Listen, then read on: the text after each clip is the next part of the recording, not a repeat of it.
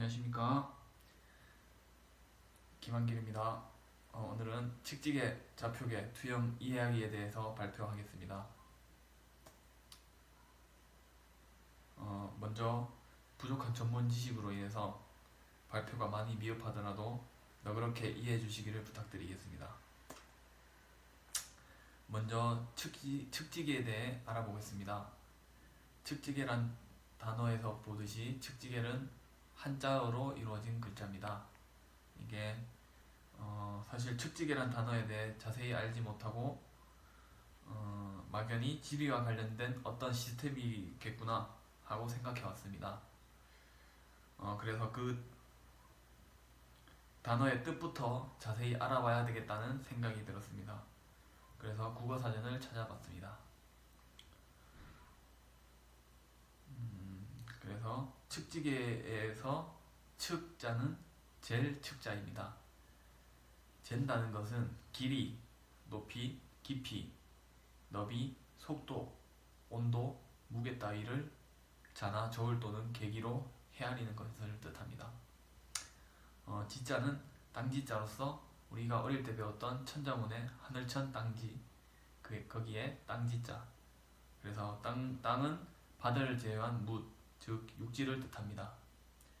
그리고 계자는 여기 측지계라는 단어가 국어사전에 안 나와서 제가 계자를 추측해봤는데 계자는 새말 계자로 제가 임의로 판단해보았습니다. 센다는 것은 수요를 세는 것입니다. 수요라는 것은 사물의 숫자를 뜻합니다. 그래서 이렇게 이 단어 세 글자 측지계라는 단어의 뜻을 조합해보면 측지계는 땅을 재어서 셈하는 것, 즉 땅을 수치화해서 세는 것을 뜻한다고 생각합니다. 영어로는 지오데틱 시스템.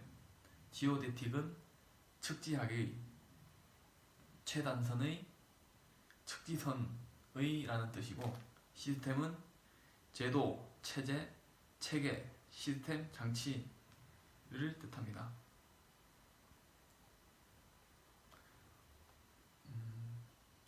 다음으로 중거타원체에 대해 알아보겠습니다. 말씀드린 것처럼 측지계는 측지학의 시스템, 즉 땅을 지어서 수치화하는 방법이라고 말씀드렸습니다. 그러면 땅을 측지하려면 어떠한 기준을 점으로 정해서 일률적으로 측정해야 합니다. 그러나 우리가 측정 대상으로 하는 지구는 대중매체에서 보는 것처럼 완전한 구모양이 아니라 실제로는 중력에 의해 둥근 형태를 유지하고 있지만, 다들 아시는 것처럼 땅에는 높이차가 있습니다. 산 등의 지표면의 높이를 잴 때 쓰는 해발 높이는 우리나라의 경우 인천 앞바다를 기준으로 해수면으로 하고, 그 기준은 나라마다 다르게 되겠습니다. 그래서 백두산 높이를 잴 때 한국과 북한, 중국은 각자 다른 높이로 측정하고 있습니다. 아무튼 우리나라는 인하공전의 앞에 대리석으로 26.681m의 수준 원점이 있습니다. 말씀드린 것처럼 각자 나라마다 본인의 나라에 맞게 기준점을 설정하고 있습니다. 이러한 지구를 측정하는 기준을 중거타원체라고 합니다. 그래서 중거타원체라는 것은 지도에서 위치가 좌표로 표현되고, 좌표는 수학적으로 계산된 값을 뜻합니다. 그러나 실제 지구는 수학적으로 계산이 불가능한 모양이기 때문에, 따라서 수학적으로 계산이 가능한 가상의 타원체가 필요하게 되겠습니다.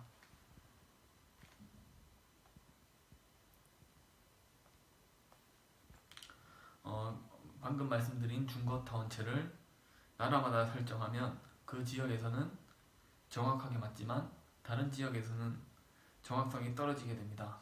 예를 들면 발표자료에 보시는 것처럼 유럽은 유럽 기준, 브라질은 남미 기준, 대한민국과 일본은 동경 기준으로 측지계를 사용하고 있습니다. 이렇게 나라마다 본인들의 기준점에 중거타원체를 맞추게 되면 지구는 완전한 구 형태가 아니기 때문에 반대쪽은 정확성이 떨어지게 됩니다. 이러한 것이 예전엔 문제점이 없었습니다. 그러나 요즘은 글로벌 시대로 전 세계를 대상으로 인간의 활동이 활발하게 이루어지기 때문에 뭔가 국제적인 기준이 필요하게 되었습니다. 예를 들면 요즘 정부가 관심을 가지고 있는 시베리아 횡단철도, 대륙 횡단철도만 해도 남과 북 그리고 러시아가 철도의 궤도 간격이 차이가 있습니다.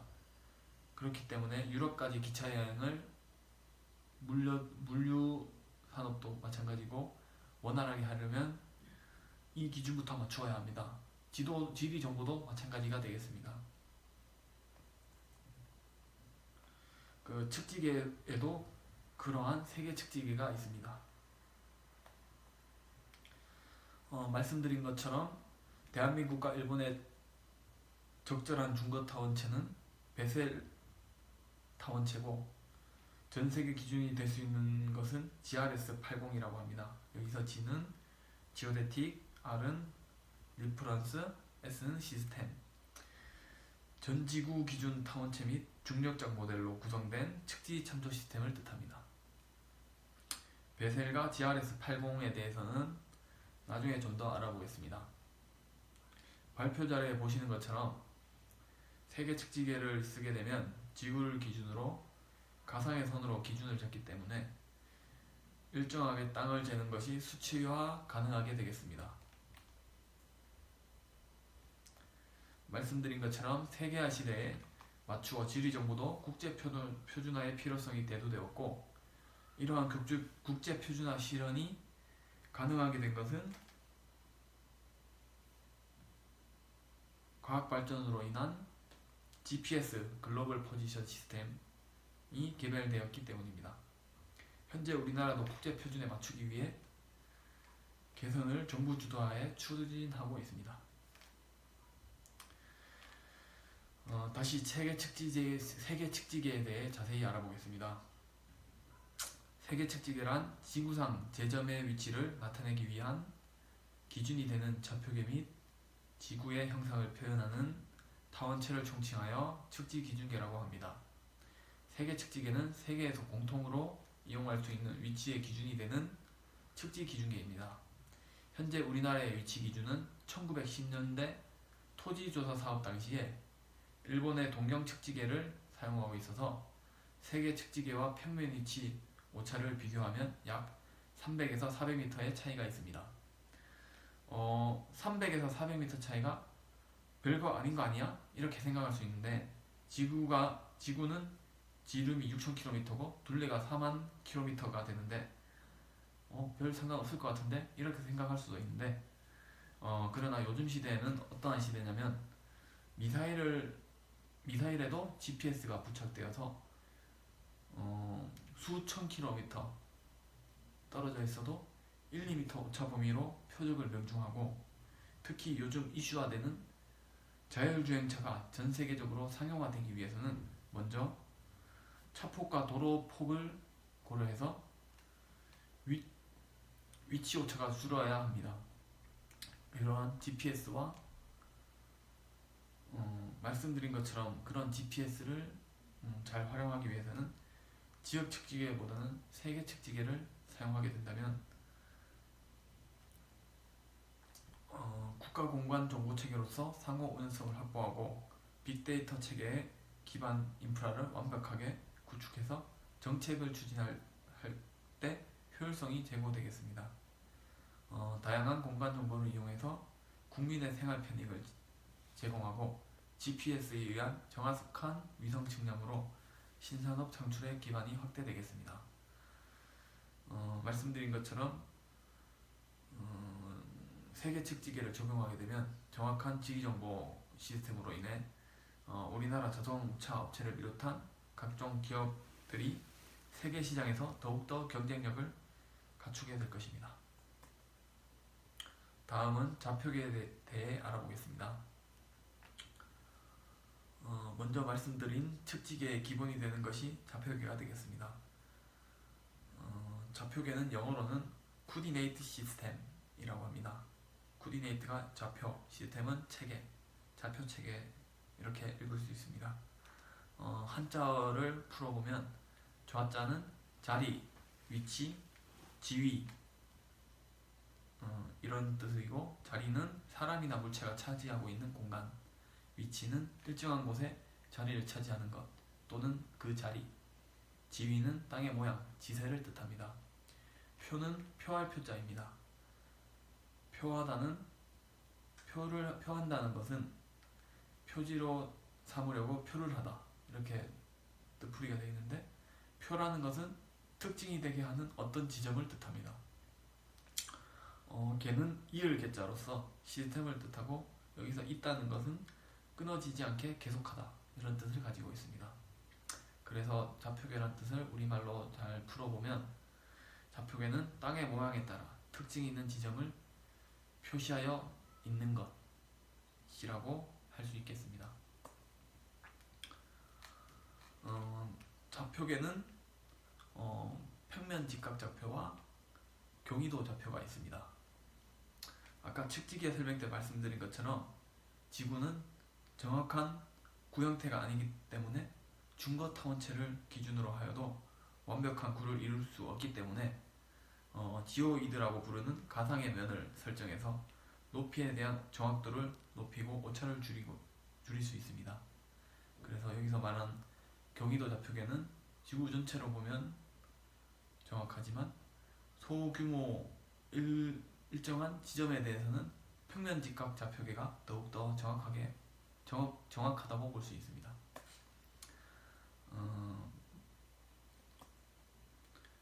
그래서 사람들이 지구에 관심을 가지게 된 것은 코페르니쿠스의 지동설과 콜럼버스를 비롯한 탐험가들이 대항해 시대로부터 본격적으로 시작되었습니다. 대항해 시대를 통해 발전된 유럽에서 영국은 산업혁명을 통해서 해가 지지 않는 나라로 불리며 국력을 과시했고, 전세계를 항해하면서 지도를 만들고 그 기준을 영국에 있는 그리니치 천문대를 경도의 기준으로 잡았습니다. 그리고 적도를 기준으로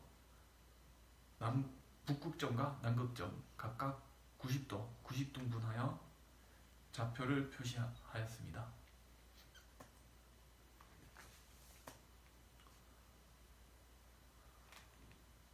이러한 말씀드린 경위도 좌표 같은 경우에는 대항해 시대에는 적합했지만, 아까 말씀드린 것처럼 지금처럼 과학기술이 발달한 시점에는 어떤 지점에 대한 디테일한 측지가 필요한 부분이 있기 때문에, 이런 경우에는 표면 오차가 적은 평면 직각 좌표가 더욱 적절하다고 볼 수 있겠습니다. 그래서 앞으로는 지역적으로 디테일한 평면 직각 좌표가 많이 쓰일 것으로 판단됩니다. 마지막으로 투영에 대해 알아보겠습니다. 투영이란 것은 영어로 프로젝션이라고 합니다. 어떠한 물체의 형상을 다른 3차원의 공간이나 2차원의 평면에 똑같이 옮기는 작업을 의미합니다. 반대로 투영된 값으로부터 원형 물체의 형상을 찾아가는 것을 역투영이라고 합니다. 물체의 형상은 3차원이기 때문에 다른 3차원의 공간에는 똑같이 투영이 되지만, 만약에 지도처럼 그리고 스마트폰처럼 2차원의 평면에 투영할 경우 투영 방향에 따라 투영 결과가 달라지며 모양, 거리, 면적들이 왜곡될 수 있습니다. 2차원에 옮기기 때문에 왜곡이 생기고, 따라서 이 왜곡을 줄이기 위해서는 다양한 투영 방법을 목적에 맞게, 기능에 맞게 사용하게 되겠습니다. 방금 말씀드린 투영을 지도에 적용하게 되면 그것을 지도 투영이라고 합니다. 공면인 지구 표면을 평면상에 표현하는 것을 말하는데, 그 방법을 투영법이라고 합니다. 이때 투영의 목적은 지구의 형상으로 대표되는 기준면인 중거 타원체 또는 구면을 평면으로 변환할 때 필연적으로 발생하는 왜곡을 최소화하는 데 있습니다. 지도 투영에서는 곡면인 타원체 또는 구면으로부터 평면으로 투영할 때 발생하는 왜곡 현상은 찢김, 티어링, 늘어남, 스트레칭, 수축, 슈링크 등이 있습니다. 이러한 왜곡 현상에 의해서 발생하는 오차는 완벽하게 해결하는 방법은 현재 확인되지 않았습니다. 다음으로 지도 투영의 기본 원리에 대해 알아보겠습니다. 왜곡 현상의 형태 및 투영 목적에 따라 등거리, 상사, 동적 투영 방법이 나뉘어지게 되겠습니다. 이들 세 가지 투영 방법은 가장 기본적이면서도 상호 배타적인 특성을 가지고 있습니다.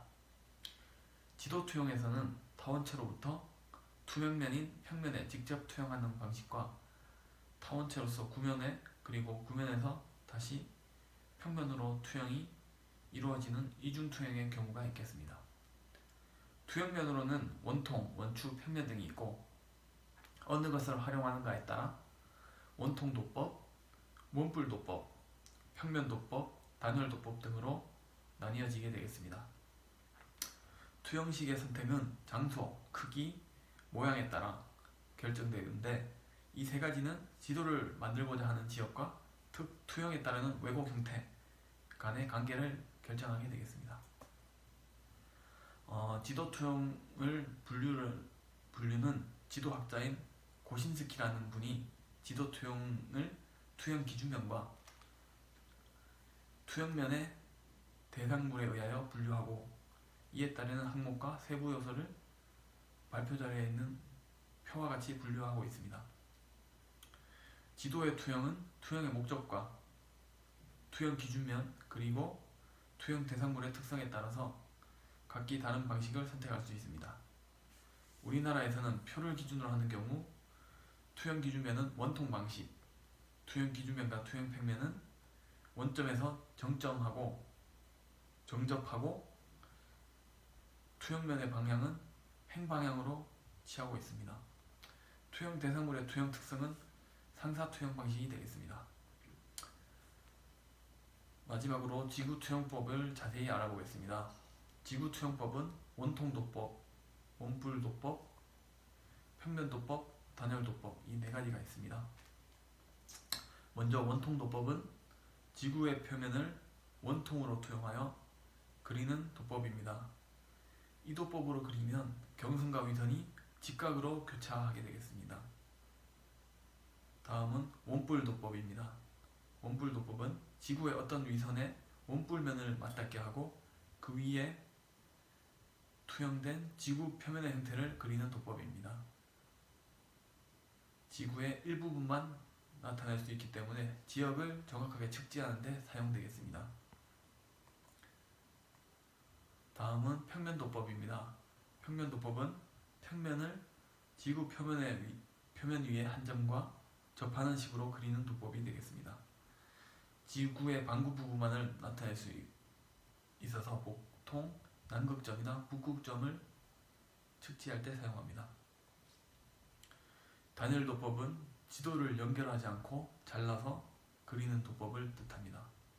자른 선이 대양의 가운데 위치하기도 합니다. 이 도법은 대륙을 나타내기 위해 보통 사용하게 되겠습니다. 이상으로 측지계, 좌표계, 투영에 대해 알아보았는데 많이 모르는 부분이 많아서 이해하는데 많은 어려움이 있었습니다. 지금 발표도 많이 미흡했는데 앞으로 좀 더 공부해서 이제 지리정보 체계를 좀 더 공부를 해가지고 제가 전문성을 확보하고 이제 교수님으로부터 많은 지도를 받아서 더욱더 발전하는 모습으로 공부를 하겠습니다. 그리고 지금 그 업무를 하면서 야간에 이렇게 공부를 하고 있는데 코로나19 때문에 더 힘들어진 것 같아서 좀 공부는 많이 되는데 좀 많이 피곤한 점은 있습니다. 아무튼 많이 잘 가르쳐 주셔서 감사하고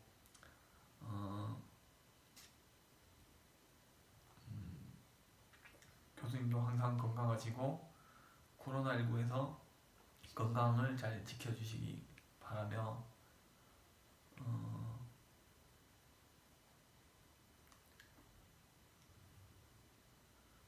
20분 채워야 되는데 20분 채우기가 너무 어려운 것 같습니다. 아무튼 네. 좋은 주말 되십시오. 열심히 공부하겠습니다.